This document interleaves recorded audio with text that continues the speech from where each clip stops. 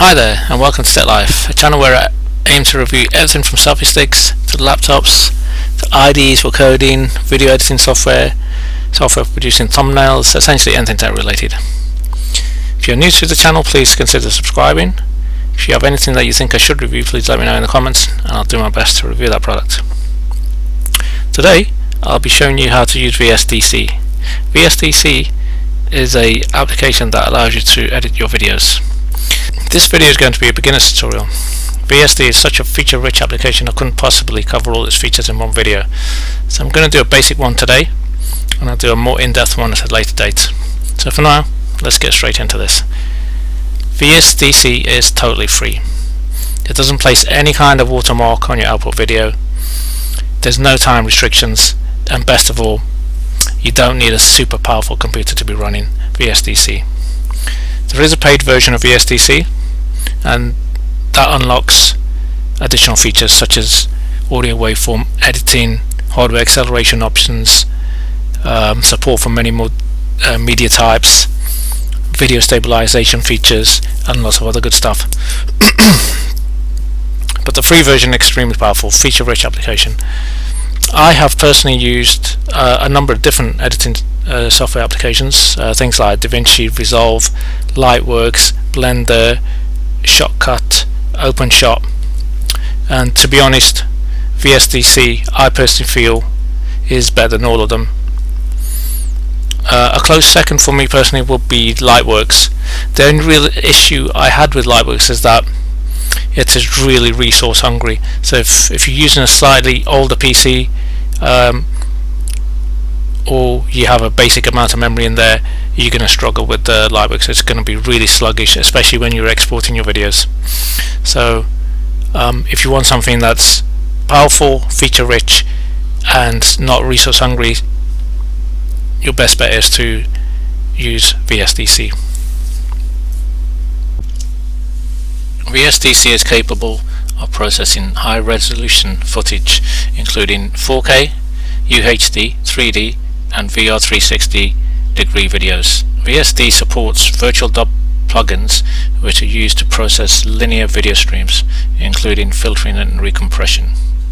VSDC also has the ability to capture from screens, record voice, save multimedia files to numerous different formats including Facebook, Vimeo, YouTube, Instagram and Twitter. The latest stable release of VSDC is 7.2. VSDC is available for Windows 2000, XP, Windows 7, Windows 8 and Windows 10. Some of the basic video editing features include cutting a video, splitting a video into two parts, merging videos, trimming them, rotating or flipping them. We can resize videos and change the quality and resolution settings. We can speed videos up or slow them down. We can take snapshots. We can even convert 360 degree videos to 2D, and we can convert 3D to 2D videos. We can also apply Instagram filters.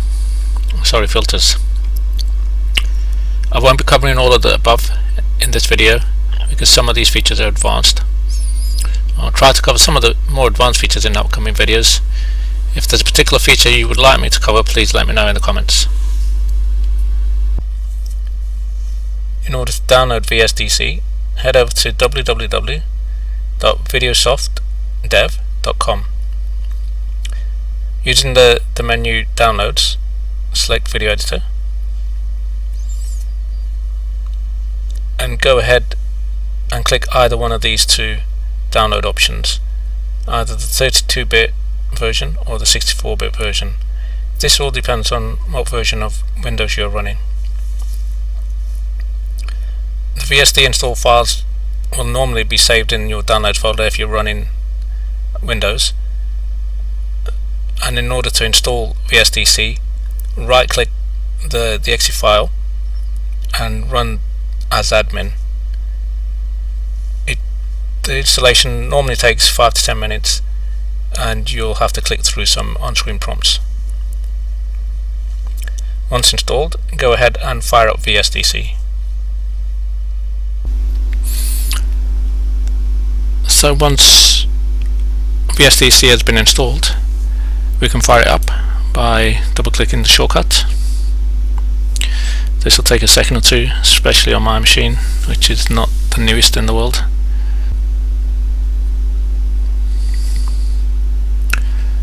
So when VSD fires up, it encourages us to sign up for the Pro version, which we can click past. I'm going to show you something quickly here first, which might save you some time and a certain amount of heartache. It's in relation to automatically saving your projects.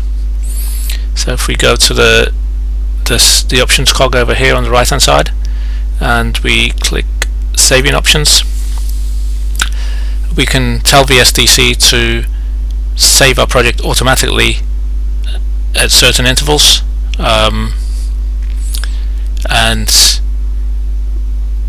by default I think it's set to never, but obviously I've been using VSDC for some time, so mine was set to every 10 minutes. You can either have it less than that at 3 minutes, or you can increase that to every hour, but I would recommend maybe 10 minutes, and that, believe me, will save you a lot of having to redo work. Okay, let's create our first project then. In VSDC we can create various different types of projects. We can create a blank project, we can create a slideshow, we can import content. We are going to create a blank project. You can either click the big button over here, or we can create a new project over here. When we click the new project, we are presented with this pop-up, which allows us to enter different settings for our projects. We can give our project a title, so I'm going to call this Lambo 02. I could enter the author's name, or I could change the current author's name.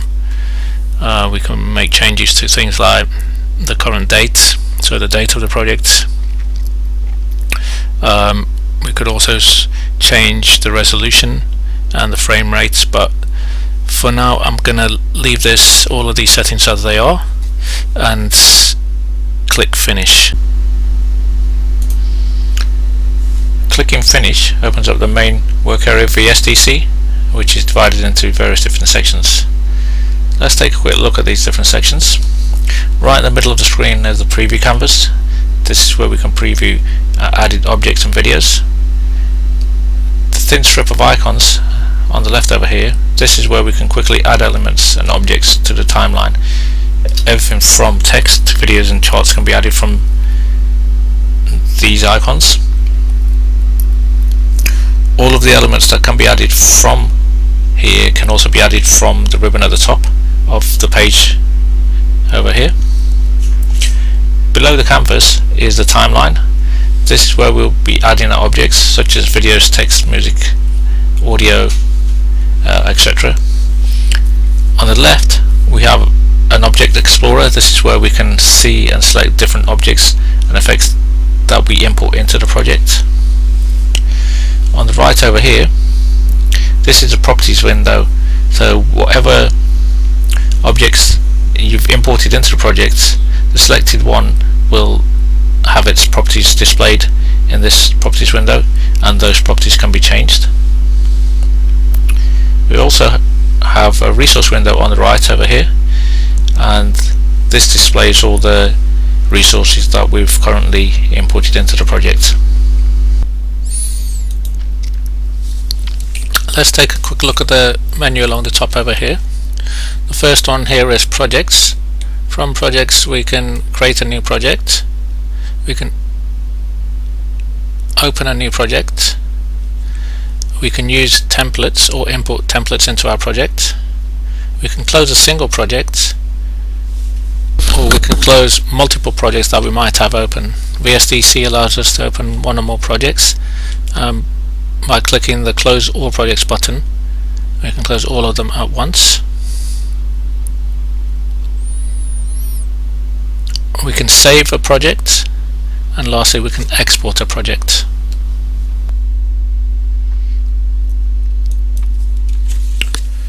tab along is called Scenes.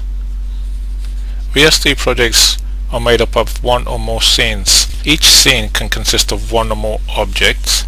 Objects are things like your video clips, your still icon objects, etc. This tab allows us to manage scenes. It allows us to create a new scene. It allows us to load any existing scenes we might have. It allows us to remove all the scenes that we might have in a project, and it also allows us to preview our scenes. For this beginners project, we will be probably just using just the one scene. That one scene will contain all the objects that we will be importing into this project. So it'll contain all the video objects, the audio objects, and the still pictures.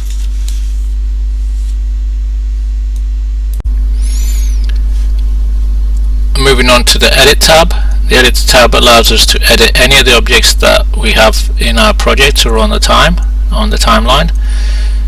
We can do things like cutting a video clip or cutting a audio clip that we might have on the timeline. We can copy objects, we can paste those objects, we can delete the objects, we can select all the objects that might be sitting in an area. We can undo our last actions, we can redo our last actions, and then we can do different alignments for our objects. Left align, right align. We can change the height of objects, make the height and the width of the objects equal to each other if you've got more than one selected.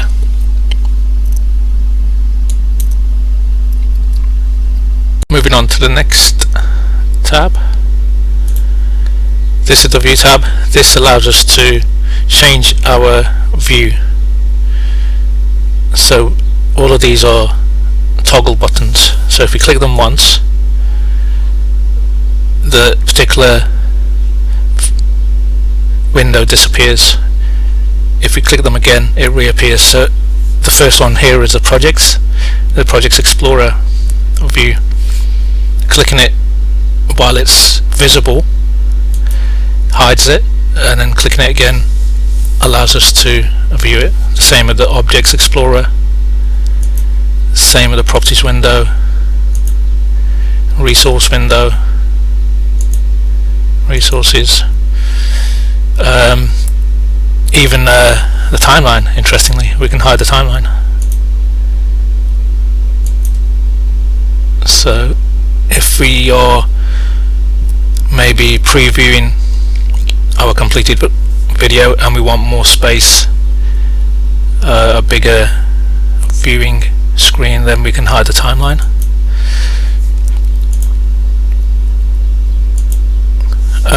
Same for any special effects that we've added. So the special effects window displays the different properties of the effects that might have been added to your project.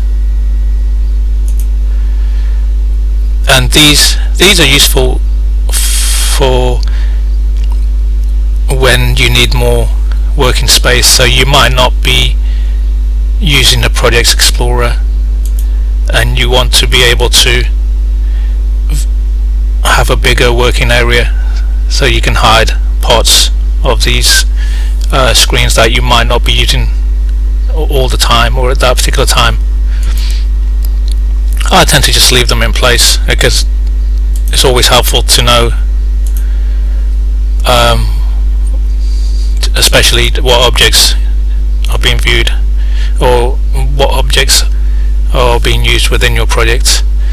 The next one along is Tools.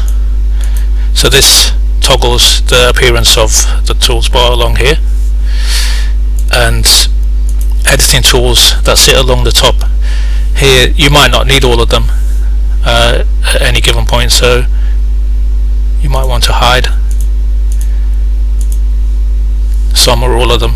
Paper tools, layout tools. The next tab we're going to look at is called the Editor tab. It's not to be confused with the Edit tab. We have the edit tab that we've just spoken about, and then we have a tab called editor.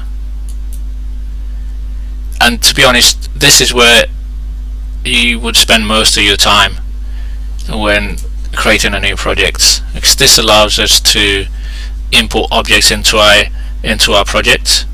It allows us to then manipulate those objects using video effects, audio effects, text effects.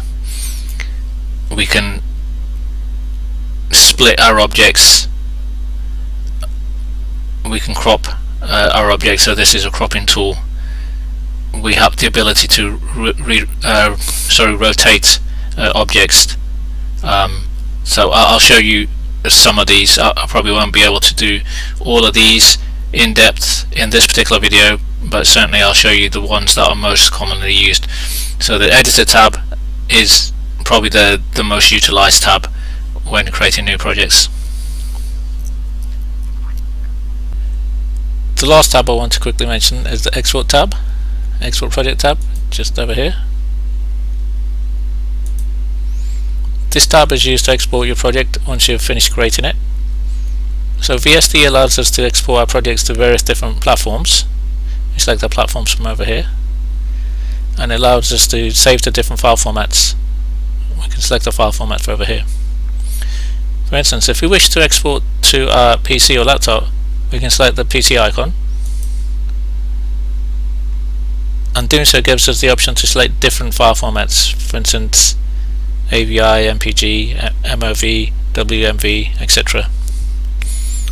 All of these save video files, but the different formatting is applied depending on which one you select. So for instance, MPG will create a video file format, and it will be embedded with the MPEG video data compression and specification.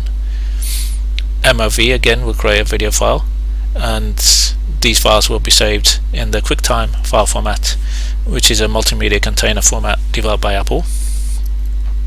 Not to be outdone by Apple, Microsoft have got their own. It's called WMV, and these files will be saved in the Microsoft Advanced System format and are compressed with the Windows Media Video Compression. WMV files support encryption, so these can be used with digital rights management systems. A slightly less well-known file format is called MKV. This is a Russian file format. MKV stands for Matroskal, and Matroskal files are normally files that are quite large. So if you have a very large project, then try using the MKV file format in order to create your export. Next icon along is labeled as Web. Selecting this will allow us to target social media platforms, for instance YouTube, Instagram, Facebook, etc. The next two icons allow us to target either the iPhone or Android. And lastly, the DVD icon allows us to burn straight to DVD or VCD, or for us to just create an AVI or MPG file that we can later burn to a DVD.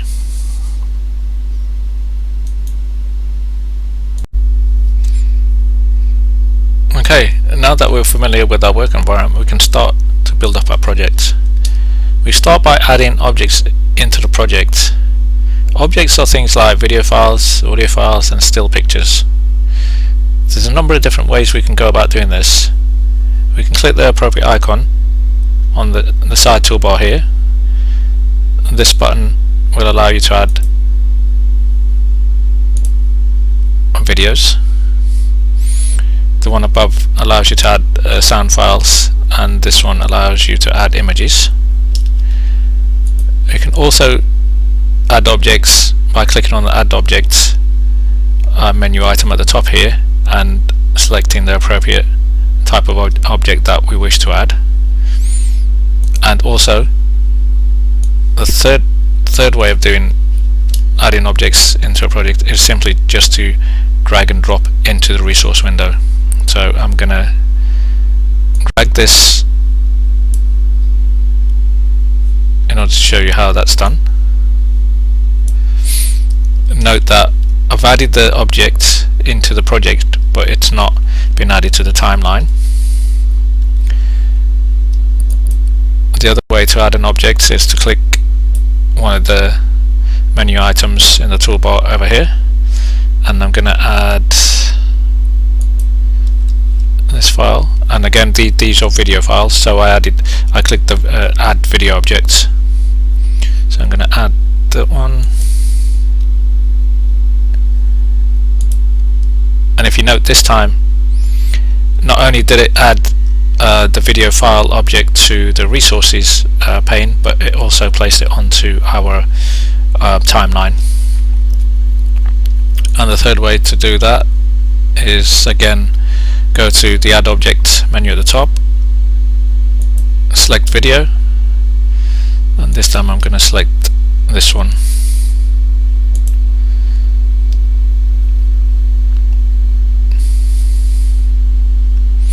This is going to place the video from the cursor position,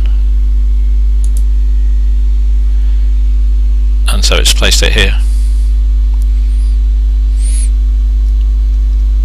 and it's also placed it into the resources. Okay. Once we have objects in the timeline, we can start to manipulate them. Firstly, I'm going to move these across. Actually, I'm going to leave that where it is. I'm going to take the start file and place it as a video.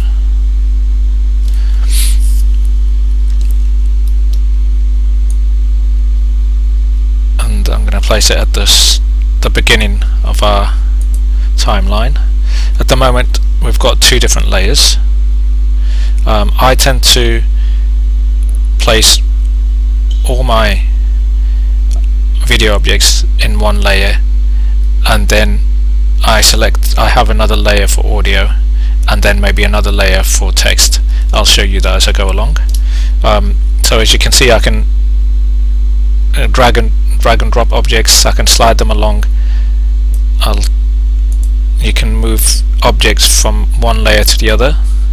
For now, I'm going to leave those two where they are at the moment. Firstly, we can preview our objects. So if I click this play button here, this first object has been previewed.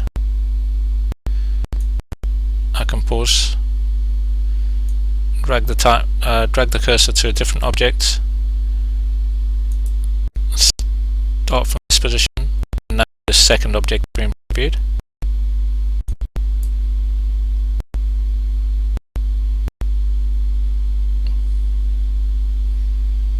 If I drag this over to here, at the moment we've got two layers in our project. So we've got one object sitting on layer 4 and two objects sitting on layer 7. I can hide any one of these two layers by clicking the icon on the left here. So if I go ahead and preview this now, initially this first object in layer 4 will be displayed in the preview.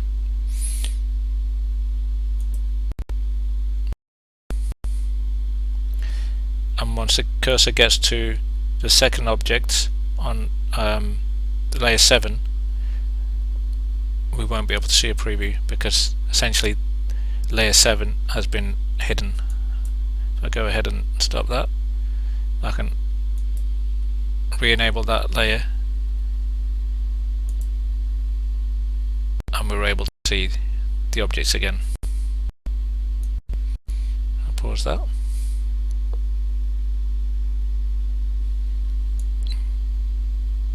We've seen objects being dragged onto the timeline. We can also drag objects along the timeline. We can place objects from one layer to another. We can select more than one object at any one time by holding down the left mouse button key and dragging and selecting the objects that we wish to select. and then we can manipulate those objects as a collective. VSDC allows us to trim our clips as well, and that's done very easily just by dragging the end of the object either to the left or right. So at the moment this object has the Lamborghini coming up to the traffic lights. So if I pause that for a second,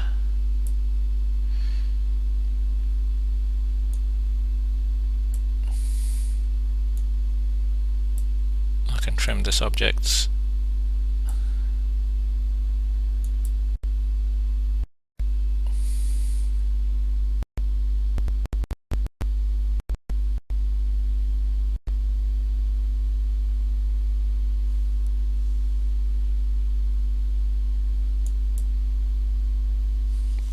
And that part of the video, that part of the clip disappears.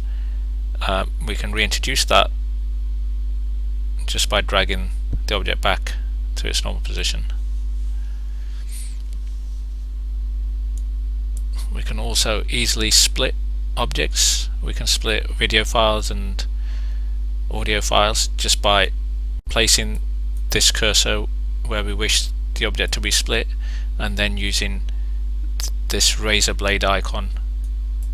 If we click that once, we'll click off the object, and then we can see that single object has been split into two now. We might want to do this for a number of different reasons. We might simply want to delete that portion of the video, or we might want to place it in a different part, a different position within our project. We can also do Control Z, and that will undo our last actions. If I do Control Z enough times, we can see that object that was split has been reattached.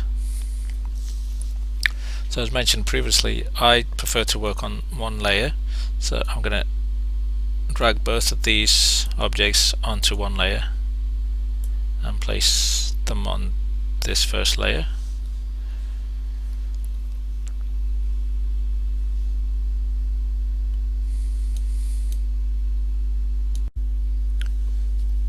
Okay, now that we've got all the video clips on the one layer, the next thing we're going to do is add a fade. So we're going to add a fade into the first clip, and then we're going to add a fade out to the last clip. So in order to do that, click on the first video clip in order to select it, and then go to Video Effects and Transparency and select Fade In. And this is saying, okay, we're going to position the fade in at the start of the scene, and it's going to add it to a new layer. So it's going to create a separate layer for the fade in. Okay, so it's placed it on a separate layer, and I'm just going to increase this slightly to make the fade in a bit more obvious. I think that should be fine. If I go back to the Scenes tab, I should be able to see my videos again. And now if I play the preview, we should see a slight fade in effect on that first clip. Okay, so if I pause that, okay, and then if I go to the last clip and select that by doing a single click on this object, and I can add the fade out to this by again going to Video Effects, Transparencies and Fade Out. Again, it's going to say to the end of the scene because it's a fade out, and it's gonna create another layer for that, which is fine. And I'm gonna increase this slightly again to make it a bit more obvious. Then if we click back on the scenes tab, we can see our video clips, and then if I do play for preview, we should see a fade out.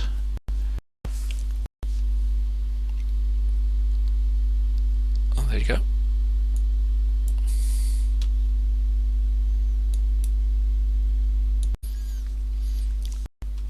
Next we can add an image to the clips. We will go ahead and add a Lamborghini logo to this video. So we can do that in a number of different ways. As mentioned before, we can either use this side toolbar and click this button in order to add an image, or we can go to the top menu bar and click add objects and add image. Okay, so this has brought me to my resources folder, and this is where I've got my Lamborghini logo saved. So I will select this and click open. This is informing me that it's going to place the image at the current cursor position, and it's going to create a new layer, which is fine.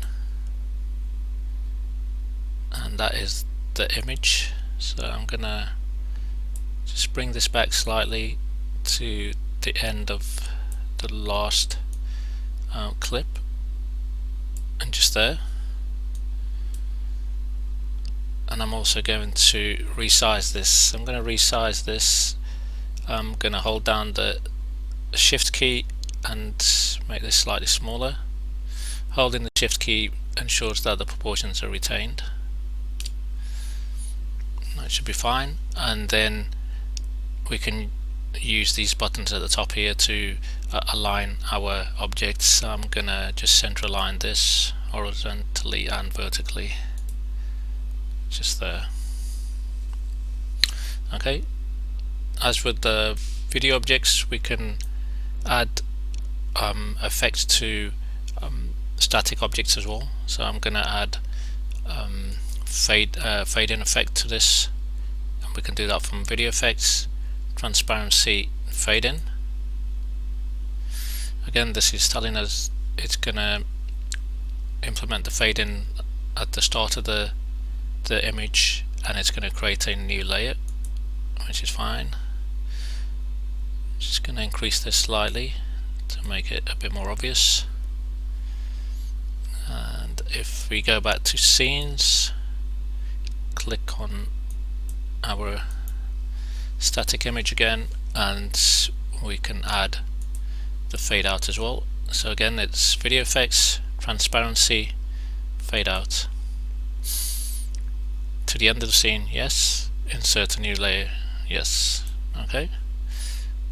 Increase this slightly. Excellent. Now if I go back to scenes, place my cursor at the end of the final clip and do a preview. So that fades out the last clip, and it runs through and fades out the Lamborghini logo as well. Excellent. You might have noticed I haven't clicked the save button on while creating this project, which is fine, because if you recall, right at the start of the project we set up VSDC to auto save every 10 minutes.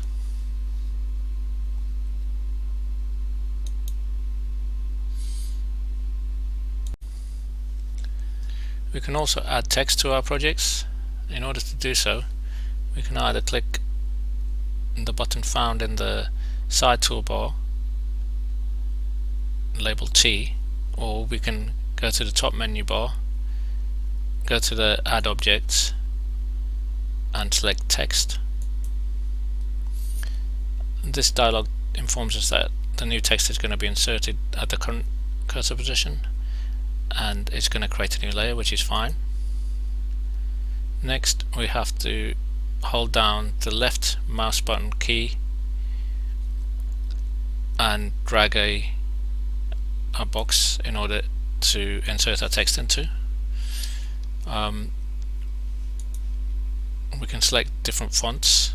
There's a vast array of fonts here. I'm going to stick with the brush script MT, and I'm going to leave that at 168, which is quite large. And I'm going to type in Lamborghini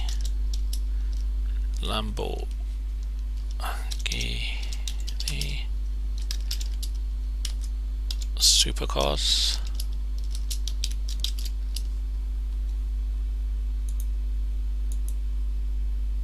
I'm just going to adjust this slightly, and I'm going to center a line horizontally and vertically, like so. Okay. Selecting the object again, I'm going to add fade in and fade out effects using the video effects menu up here, as we did with the other various objects. So if we go to video effects, transparency, fade in, this is informing us that the fade will start at the beginning of the scene, and it's gonna add a new layer, which is good. I'm just gonna increase this slightly again. Going back to scenes, selecting, oh, it's already selected, but selecting that text object again, we can add a fade out again, video effects, transparency, fade out. To the end of the scene, yes, and insert a new layer, yes. Just increase that slightly. I'm going to save the project, go back to scenes so I can see my videos, my logo and my text. I am actually going to swap these around. So the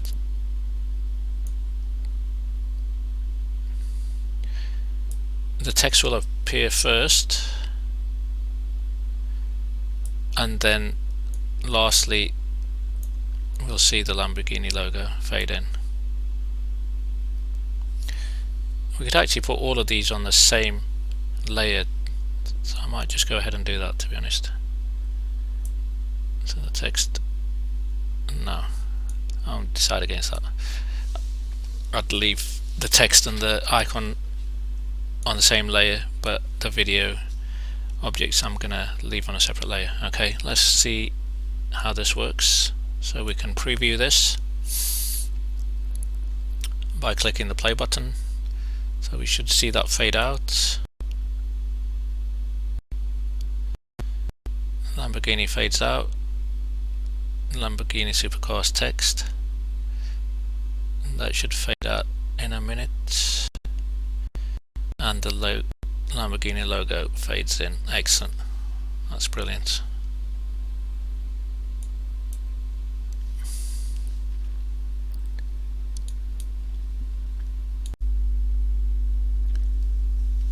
We can also add audio to our projects. In order to add audio, we can either click this music icon found in the side toolbar, or we can go up to the top menu here as before. We can click the add object and select audio.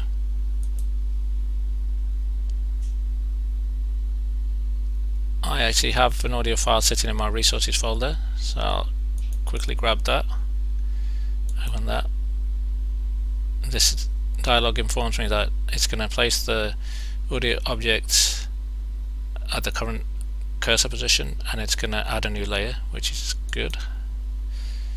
And that's our audio object added. As with all other objects that we've put on the timeline, we can move the object to left and right. We can move it to a different layer. And more importantly, for this particular object, we can trim it. So I'm going to trim this down, and I'm also going to drag it over to the left because I want the music to start just as the text fades in. So that's there, and I'm going to trim this down so the music stops when the Lamborghini logo fades out, which is just there. Let me just quickly save that. As with all of these other objects, we can apply effects to the audio objects. The effect we've been applying to these objects is the fade in, fade out, so we can go ahead and do that. This time we're gonna select the fade in option from audio effects, because this is an audio file. So if we click on audio effects and amplitude, and we select fade in from here, again this is informing us that it's going to place the fade in at the start of the scene, and it's going to add a new layer, which is cool. If I go back to scene, my audio object is still selected, so I can add the fade out. So again, it's audio effects, amplitude, and fade out. Excellent. Okay, if I go back to scene, I can quickly preview this.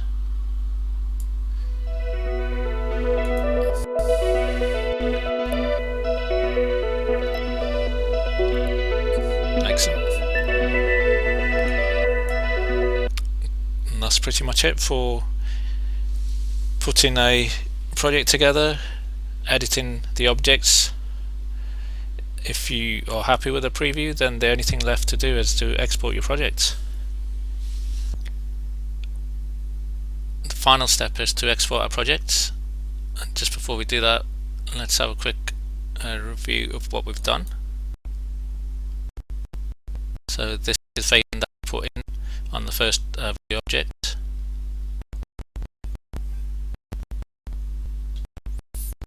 The Lamborghini cruising towards us.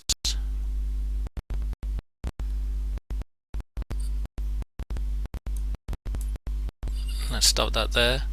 We didn't really do too much to the ends of these objects. We could have done. If I quickly click on this first object, and if I play this, you'll see the transition from this first object to the next object.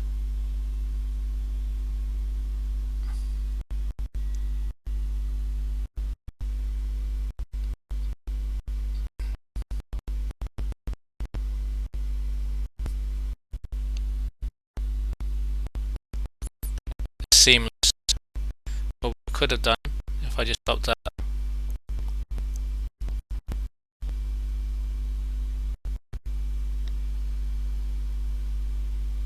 and bring this back, I've still got the first object selected. If I go to video effects and transitions, I could have put in a transition, so something like a page turn. So if I add a page turn to the end of that, it tells us it's going to put it to the end of the scene. It's going to insert a new layer. Let's go ahead and save that. We go back to scenes, and now if I play this, you'll see the page turning and video object number 2 being played.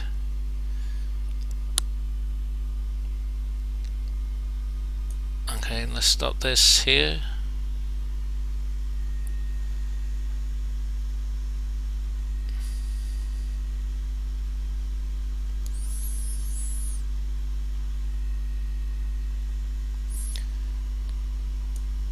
I'll move to the end of the last video object just to show the fade out and then the transition to text that we inserted with the accompanying music, and then finally our Lamborghini logo.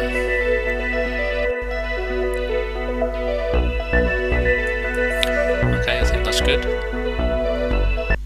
So in order to export our project, we go up to the Export Project tab. On the left over here, as I mentioned earlier, these are the platforms that we can select. So I'm gonna leave the web platform selected, and I'm also gonna leave the file format to be MP4. Down here we can see our video properties.